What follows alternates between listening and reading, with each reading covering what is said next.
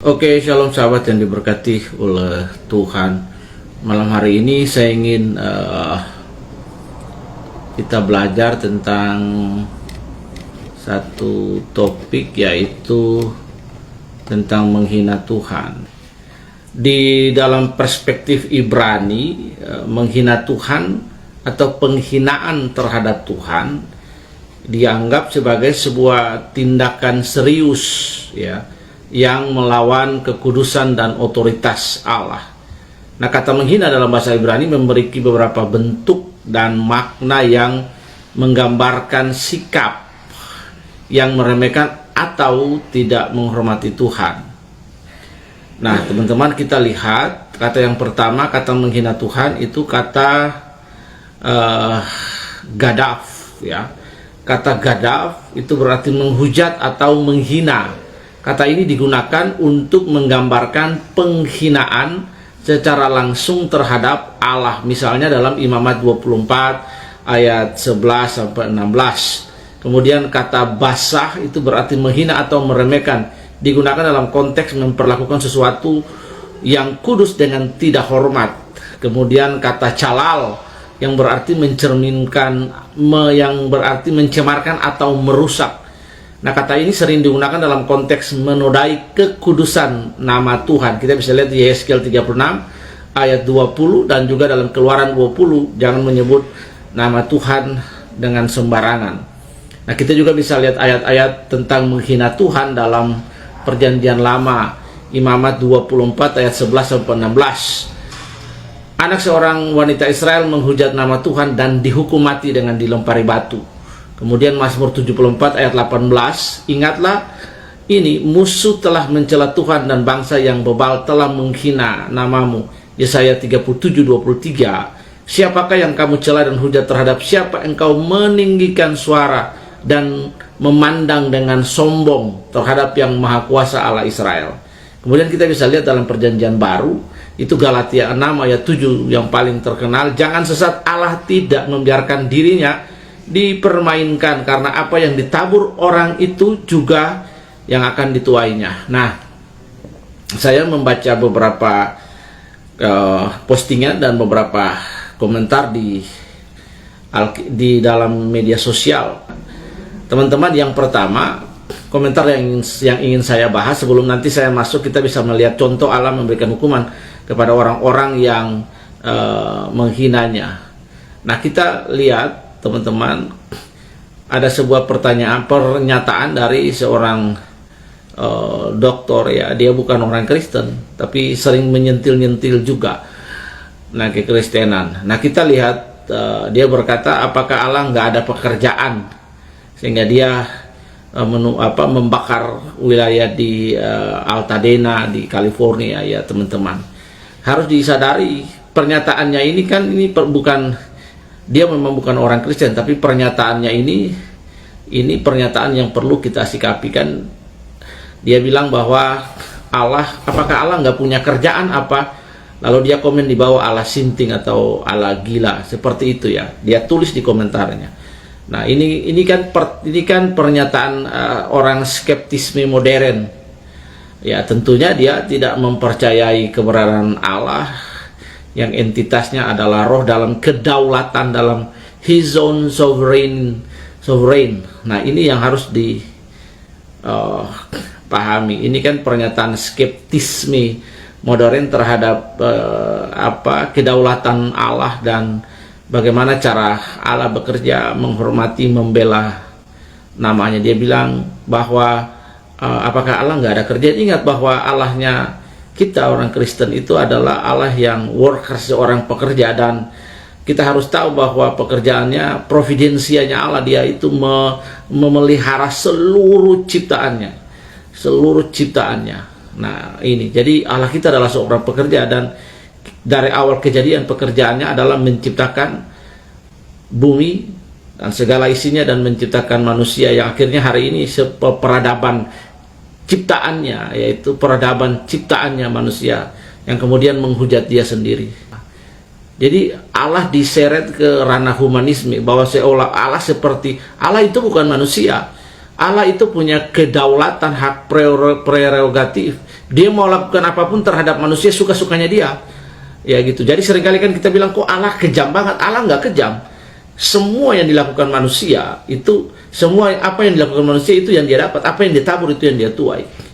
Nah, jadi harus dipahami Allah membela kehormatan dirinya. Allah bukan manusia sehingga dia menyesal. Jadi jangan kita mendomestifikasi keberadaan Allah, entitas Allah, lalu menyeretnya ke ranah humanis. Allah harus dipahami entitasnya Allah bukan manusia. He is creator, dia punya hak prerogatif suka-sukanya dia.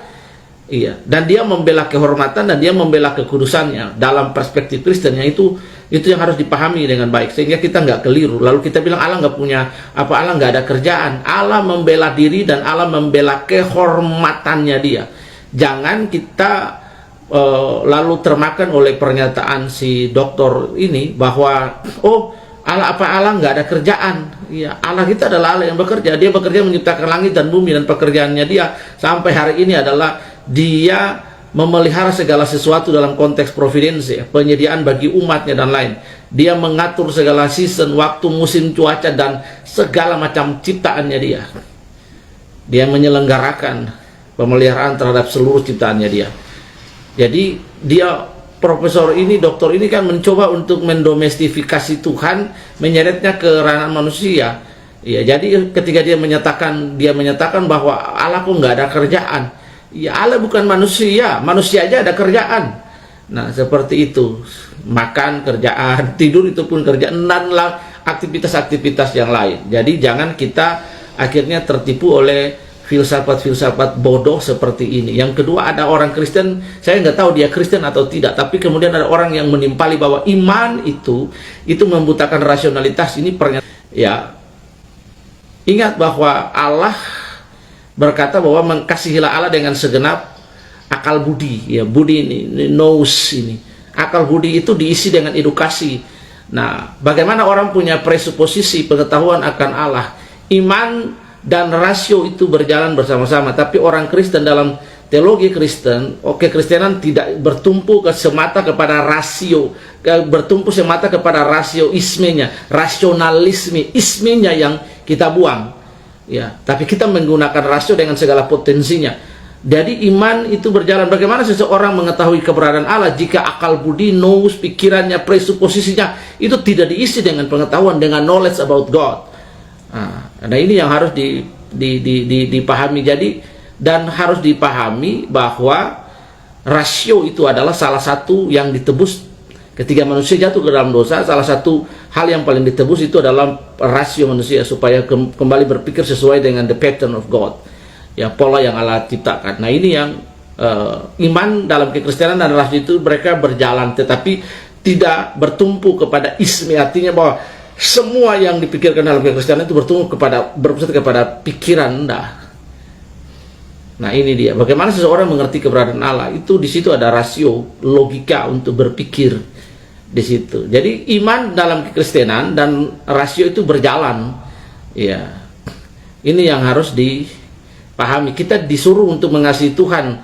Sebab kalau kita tidak menggunakan rasio kita, akal, logika, rasionalisme, logika kita sama dengan binatang yang cuma punya insting. Nah, itu yang ingin saya jelaskan. Akhirnya apa? Orang menyeret Allah dibawa masuk ke dalam sebuah kotak yang kita sebut ya didomestifikasi atau dikurung dalam sebuah kungkungan, dalam sebuah kotak yang kita sebut adalah humanisme. Ini kan salah. Entitas Allah itu berbeda sama manusia. Ya, the entity of God is a spirit, dan a spirit is a powerful. Roh itu berkuasa lebih daripada material ini. Tubuh kita ini kan material. Nah, itu yang harus dipahami. Allah bukan manusia. Ya, jadi kalau Allah membuat sesuatu terhadap ciptaannya, itu adalah prerogatifnya dia. Jadi siapa yang dapat membantah Tuhan? Siapa yang dapat melawan Tuhan? Ya. That the man make a pancho with God? Apakah manusia bisa berpanco dengan Tuhan? Nggak bisa. Ya. Nah, ini yang harus dipahami. Nah, mari kita lihat dalam perspektif Alkitab. Dalam perspektif Alkitab kita belajar bahwa ada dua orang dalam Alkitab yang dimention, di-refer oleh Alkitab ini supaya menjadi sebuah peringatan bagi kita supaya kita nggak gegabah, kita nggak sombong. Dan dalam Keluaran pasal yang ke-20 itu sudah disampaikan ayat yang ketiga, pasal hukum yang ketiga, jangan menyebut nama Tuhan dengan sembarangan. Kata menyebut nama Tuhan dengan sembarangan, yaitu di dalamnya termasuk menghina Tuhan di situ. Nah, kata menghina Tuhan di situ, nah kita harus berhati-hati sekali, teman-teman. Nah, kata menghina Tuhan. Nah, menghina Tuhan itu ada 3 kata di situ. Yang pertama adalah gadaf, menghina, menghujat. Ya, ini kan digunakan untuk menggambarkan penghinaan langsung terhadap Allah. Basah, ya. Basah berarti menghina atau meremehkan di dalam konteks memperlakukan sesuatu yang kudus dengan tidak hormat. Ya, calal berarti mencemarkan atau merusak. Ini digunakan dalam konteks menodai kekudusan Tuhan. Ya, contoh seperti Korah, Datan, dan Abiram. Ya. Kemudian kita bisa melihat di sini ada ayat-ayat yang tadi saya sudah sebutkan. Nah, kita bisa melihat contoh dalam Alkitab bagaimana penghinaan terhadap Tuhan dan hukumannya. Kita bisa melihat dalam PL bagaimana Daniel pasal 4, 28 sampai 37, Raja Babel Nebukadnezar begitu sombong dan menganggap dirinya lebih daripada Allah, berkata bahwa kekayaannya adalah hasil kekuatan sendiri. Sebagai hukuman, Tuhan membuatnya seperti binatang liar, makan rumput dan kehilangan akal selama 7 tahun sampai dia mengakui keagungan Tuhan. Masih ragu dengan Alkitab? Kalau pernyataan ini kita tidak boleh ragu dengan Alkitab, karena segala tulisan yang diilhamkan Allah bermanfaat untuk mendidik, mengajar, memperbaiki, kalau kan membawa orang kepada kebenaran. Nah, ini. Kemudian yang kedua adalah Raja Agripa. Dalam Kisah Rasul 12 ayat 21 sampai 23, Herodes Raja Agripa menerima pujian dari rakyatnya yang menyebutnya sebagai suara Allah, bukan suara manusia, karena dia tidak memberi kemuliaan kepada Allah. Malaikat Tuhan menghukumnya dan dia mati dimakan oleh cacing. Pelajaran kita, ketika seseorang merampas kemuliaan Tuhan, hukuman Allah dapat datang secara langsung. Ya, hukum Allah menghukum keangkuhan dan penghinaan terhadap otoritasnya. Jadi konteks yang terjadi di Altadena di California itu kita tidak bisa mempertanyakan kok Allah begitu kejam, sampai dia menghukum manusia. Allah seperti apa yang kejam? Nah, itulah kebodohan manusia yang mencoba untuk membawa Allah masuk dalam sebuah kotak yang namanya humanisme. Ya. Tapi manusia yang sombong, yang menghina Tuhan, dia akan dapat akibat langsung dari Tuhan. Itu fakta Alkitab yang tidak dapat dibantah. Nah, teman-teman, jadi kesombongan itu dihukum oleh Allah. Jadi kesombongan. Jadi jangan coba-coba untuk menghina Tuhan. Nah, jadi Nebukadnezar dihukum oleh Tuhan selama 7 masa. Jadi kayak binatang liar, makan rumput, kehilangan akal selama 7 tahun sampai dia mengakui keagungan Tuhan. Herodes ditampar malaikat, mati. Jadi jangan main-main sama Tuhan. Main-main sama Tuhan, lu kelar, selesai hidup lu. Ya. Jadi itulah sebabnya maka hukum Tuhan bilang hormatilah nama Tuhan.